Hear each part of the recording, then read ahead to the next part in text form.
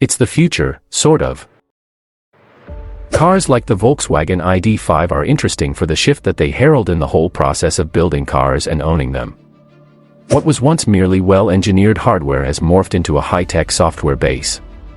And because of the ability to update these software systems remotely, cars like this will arrive on the market ready, but not finished. For example, after this ID.5 was launched, VW rolled out a heavily updated version of its system, 3.1 in case you were keeping track, that unlocked faster charging up to 135 kilowatts, new features, and answers to customer problems. Although over-the-air software updates can't improve fundamental design flaws like the firm's insistence on vanquishing its interiors of buttons, leaving the driver flailing around in endless submenus that take their attention off the road. Anyway, we'll get stuck into that properly over on the driving tab of this review. It looks very similar to the ID.4. How's IT different? From the B-pillar forward it's essentially the same car, but the ID.4's sensible back end has been sleekened up to a coupe-like finish on the ID.5. This is the stylish option, you see, and it comes with a sporty GTX model that's intended to channel the spirit of GTIs of the past and convince naysayers that EVs can be speedy and cool.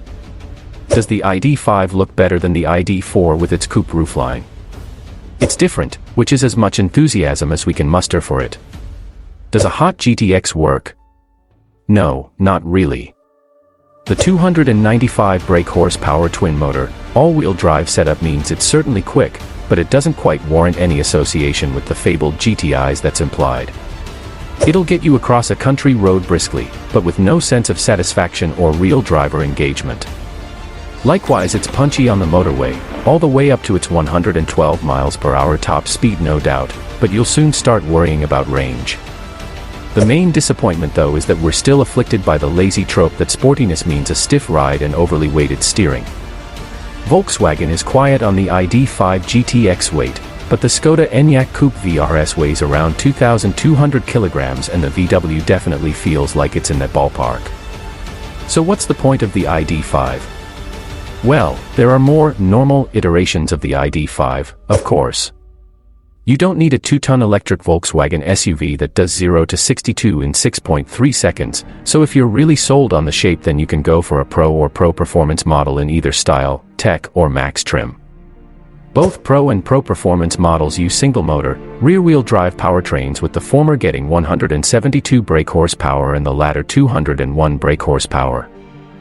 Both use the same 77 kilowatt battery as the GTX, but both can claim up to 327 miles of range on the WLTP cycle thanks to their less thirsty motors. For reference, the GTX reckons on 314 miles of range on a single charge. How much will it cost me? More info over on the buying tab, which you can get to using those nifty buttons above, but ID.5 prices start at $50,000 for the entry-level Pro in Style trim.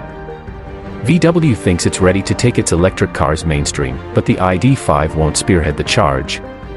The ID.5's electric powertrain remains a compelling package that VW has put together, but it suffers by association with an infotainment system that still has enough inherent flaws to make it bothersome.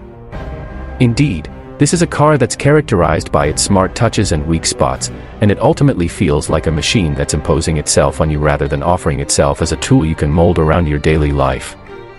It all depends what you want out of it. The styling could be seen as divisive, but it offers a bit more choice in VW Group's electric lineup. You might love the way the tech works, or it could drive you crazy and the spoiler that flops around when you close the boot might make you sad. So many of these things are subjective, and the bland ubiquity of electric powertrains has robbed some of the distinctiveness from cars. Like getting a new phone, it's about the practicality of how it'll fit into your life. Test drive the ID.5, try out a few of its rivals and see which one tickles your fancy the most. Volkswagen just announced its new ID.3, which shocked the entire electric vehicle industry, and here is why. Before we carry on with the video, make sure to like and subscribe to enter a $500 Amazon gift card giveaway. Volkswagen is nothing if not persistent in its desire for continuous improvement, which is undoubtedly the case with the second-generation ID.3 EV. Volkswagen has certainly delivered on its promise of stylish looks with an unparalleled performance from this hatchback electric car. The German automaker claim they have achieved this by staying in tune with their customers' needs and making significant improvements in the quality and performance of the car. The ID.3 is comparable in size to the VW Golf and is the smallest of the Volkswagen all-electric family. The first thing you will notice with the ID.3 EV is its sharpened exterior design, which has the feeling of consuming Marmite. Some drivers will adore it, and others will scorn its innovative and unusual design. The 5-door, 5-seat hatchback is ideal for small families and is the perfect size for city driving. All models boast a driver alert system, front and rear parking sensors, blind spot information system, and trip computer as standard.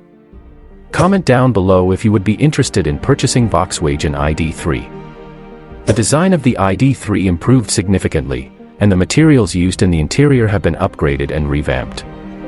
In enhancing the ID.3, Volkswagen took on board the views of its loyal customers and added its unmistakable Volkswagen panache. The new ID.3 base models offer a range of approximately 200 miles, and it is equipped with a 45 kilowatts power pack, while the Pro Performance, the top-of-the-range ID.3 trim, has a range of 330 miles and is fitted with a 77 kilowatts battery version. The updated ID.3 is fitted with the latest software generation, which dramatically improves the system's performance of the car and is able to interrupt over-the-air updates.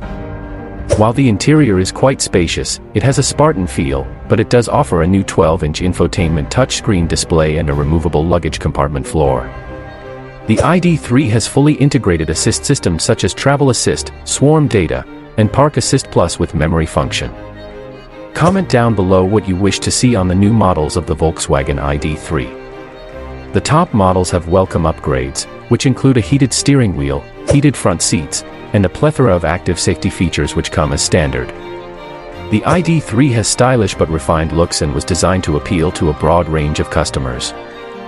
Volkswagen is hopeful that it will fill the shoes with the same fame as previous icons like the Golf and Beetle. While the plan is for the ID.3 to replace the Golf, it is more like the Beetle in that its engine sits at the back of the car, albeit the ID.3 engine is electric. While the design and style of this latest model have dramatically improved, it is pretty disappointing that the color options are mainly black and gray, which seems unusual, giving the futuristic look of the ID.3. If you want to stand out from the pack, then the stone-washed blue option is worth considering. Another disappointment is that the spacious and new-aged interior has the feel and look of what one would expect from a Polo instead of a Golf. This is a minor gripe and is not the case for the premium versions of the ID.3. The compact electric car is quite a tall but nimble driving machine with an impressive drag factor of 0.27. That is it for today. If you enjoyed, make sure to like and subscribe.